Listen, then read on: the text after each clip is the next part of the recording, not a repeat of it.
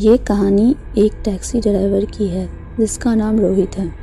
रोहित एक taxi driver है, इसलिए उसे कभी कभी देर रात तक काम करना पड़ता था। एक रात जब वह नाइट शिफ्ट कर रहा था तब वह सवारी की तलाश में काफ़ी दूर निकल गया। फिर उसे एक यात्री मिलता है। वह काफ़ी अजीब लग रहा था। उसने काले लंबे कोट और हाथ में एक काले बैग लिए हुए था। उसने एक सुनसान इलाके का पता बताया और चुपचाप बैठ गया। रोहित ने बातचीत करने की कोशिश की, लेकिन यात्री ने सिर्फ हाँ या ना में जवाब दिया। जैसे जैसे टैक्सी सुनसान रास्तों पर बढ़ती गई, रोहित को अजीब चीज़ें महसूस होने लगी। उसने देखा कि यात्री की परछाई सीट पर नहीं पड़ रही थी।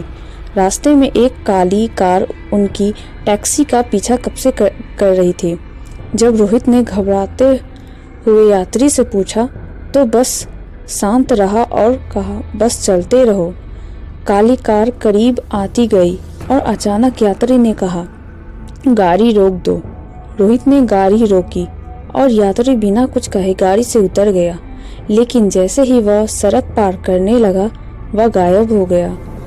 घबराते हुए रोहित ने पीछे मुड़कर देखा तो काली कार भी गायब हो चुकी थी। वह अपनी टैक्सी में वापस लौट आया, लेकिन उसकी सीट पर यात्री का बैग रखा हुआ था।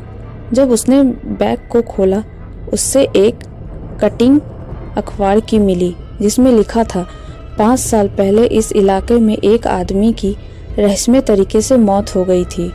कातिल का अब तक पता नहीं चल पाया। रोहित के हाथ कँपकँपाने लगे। जैसे ही उसने कटिंग को उठाया, पीछे से वही फुसफुसाने की आवाज़ें सुनाई देने लगी। रोहित बहुत ज़्यादा घबरा गया और काफ़ी तेज़ टैक्सी चलाने लगा। टैक्सी चलाते चलाते वो शहर की ओर आ गया था। फिर वो जब दूसरा दिन हुआ तब वो अपने दोस्तों को ये सारी घटना बताई। फिर उसके बाद एक दोस्त ने उससे कहा, क्या तुम अंधेरी हाईवे के रास्ते पे गए थे?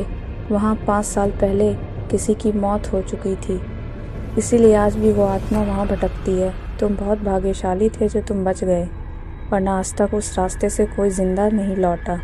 फिर रोहित ने गहरी सांस ली और यह फैसला किया कि आज के बाद वह कभी भी अंधेरी हाईवे के पास नहीं जाएगा और न ही देर रात तक किसी अजीब यात्री को अपनी टैक्सी में बैठाएगा।